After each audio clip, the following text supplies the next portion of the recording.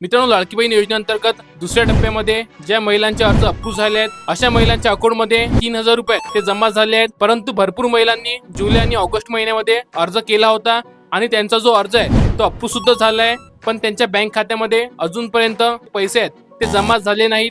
त्याचं एक कारण असू शकते, ते कारण आपण आजच्या व्हिडिओमध्ये बघणार आहोत. त्याआधी अशाच प्रकारचे माहितीपूर्ण व्हिडिओ पाहण्यासाठी आपल्या पेजला फॉलो आणि चॅनलला नक्की सबस्क्राईब करा. तर मित्रांनो, लाडकी बहीण योजनेचे जे पैसे आहेत हे तुमच्या बँक खात्यामध्ये येण्यासाठी तुमचं जे आधार स्टेटस आहे एनेबल फॉर डीबीटी असायला हवं. जर तुमचं आधार स्टेटस एनेबल फॉर डीबीटी असेल तरच तुमच्या बँक खात्यामध्ये तुमचे जे पैसे आहेत ते जमा होतील. तर मित्रांनो, डीबीटी स्टेटस हे तुमच्या मोबाईलवरून कसं चेक करायचं चला बघूया. npca.org.in या ऑफिशियल वेबसाईट वरती येऊन जायचं आहे. कन्झ्युमर त्यावरती क्लिक करा. त्यानंतर भारत आधार सीडिंग त्यावरती क्लिक करा.